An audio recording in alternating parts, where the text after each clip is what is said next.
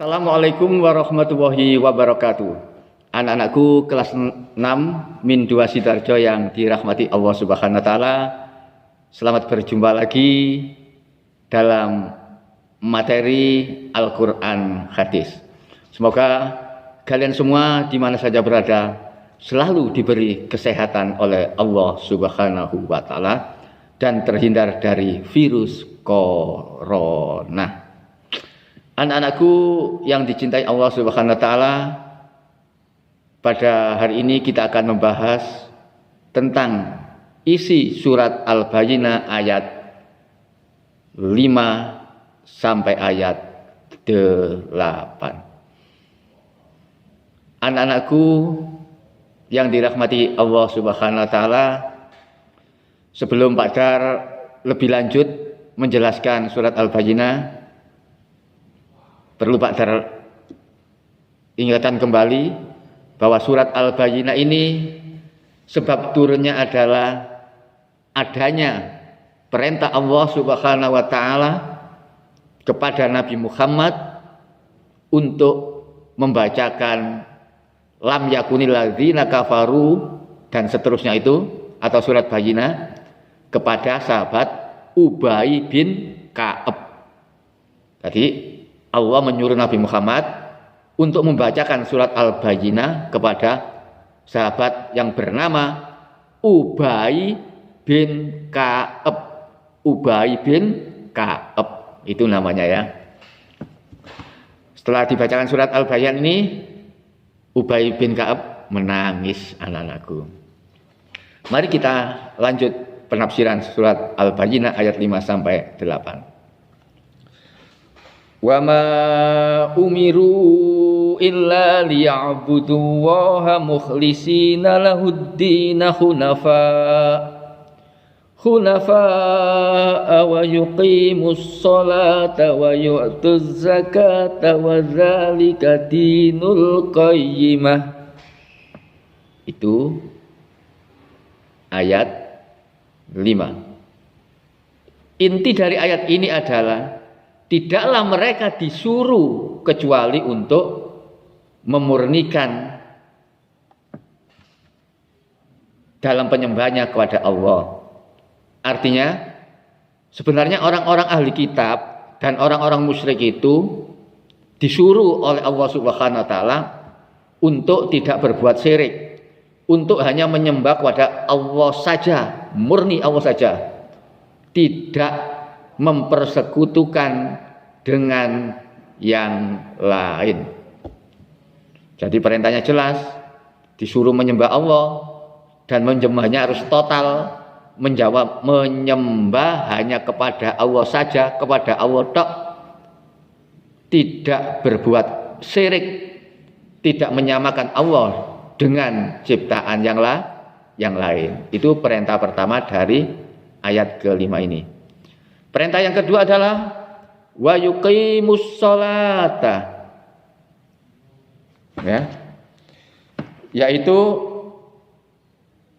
mereka disuruh untuk mendirikan sholat. Qoma itu berdiri, yaqumu mendirikannya. Yuqimus sholata berarti orang-orang ahli kitab dan orang-orang musyrik sebenarnya disuruh untuk melakukan sholat, mendirikan sholat. Sholat apa? Ya, sholat 5 waktu. Sholat yang diwajibkan oleh Allah Subhanahu wa taala. Perintah di sini adalah perintah mendirikan sholat, bukan mengerjakan sholat.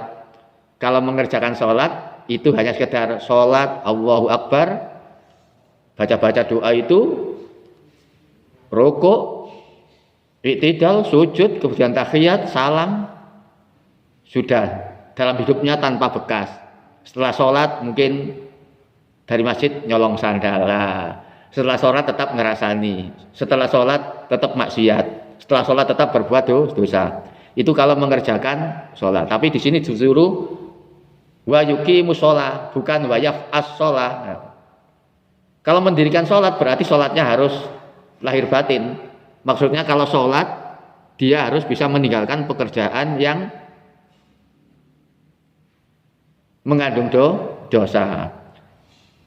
Setelah sholat pulang ya tidak nyuri sandal. Setelah sholat nggak ngerasani orang. Setelah sholat nggak minum minuman keras. Setelah sholat nggak memfitnah orang. Setelah sholat nggak berbuat zina. Setelah sholat nggak berbuat maksiat. Itu namanya mendirikan sholat.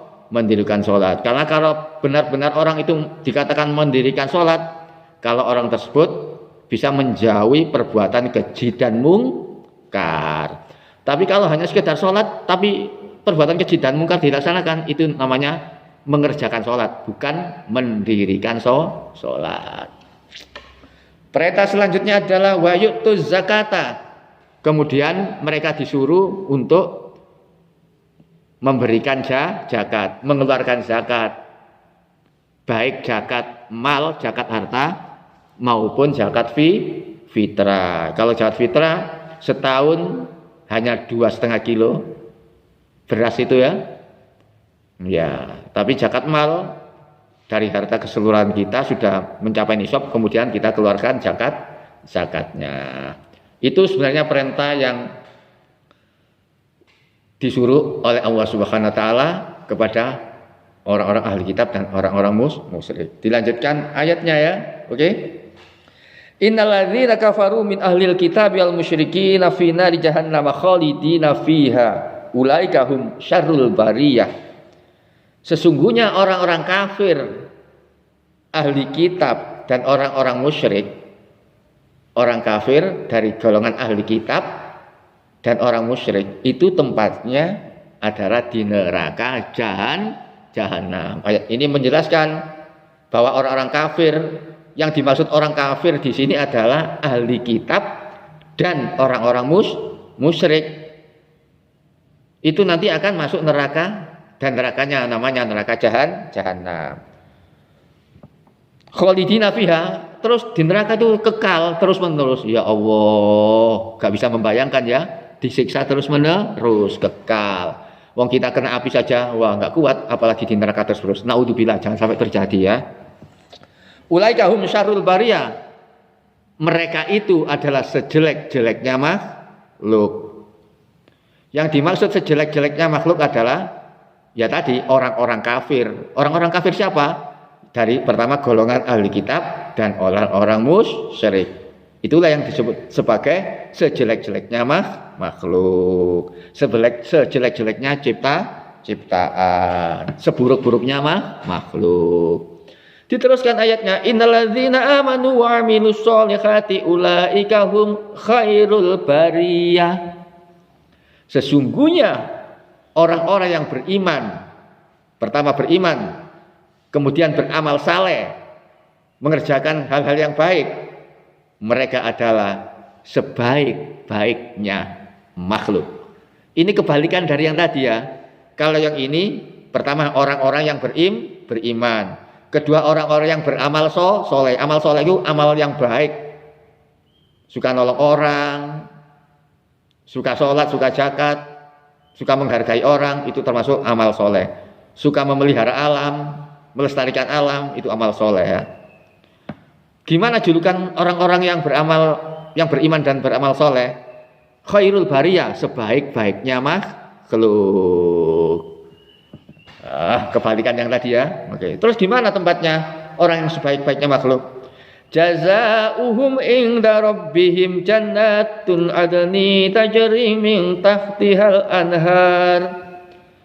Balasan mereka di sisi Tuhan mereka adalah surga Aden. Mereka akan mendapat surga Aden. Jannatu adnin. Surga Aden. Mereka mendapatkan surga Aden. Namanya surga Aden. Gimana surga Aden itu? Di bawahnya mengalir sungai. Tapi jangan bayangkan seperti sungai di Sidoarjo yang airnya keruh, airnya butek, tidak. Tapi airnya sangat bening sekali anak-anak, sangat jernih. Apapun yang paling jernih di dunia ini masih kalah jernih dengan sungai yang ada di bawah surga Aden. Jadi pemandangan yang ada di bawahnya sangat indah sekali. seperti kita berjalan di atas kaca, mungkin seperti itu ya. Ya. Terus gimana keadaannya? Khalidina fiha abada. Mereka kekal juga di dalamnya, kekal enak. Oh, bisa menikmati alam yang indah-indah, dapat makan yang enak-enak.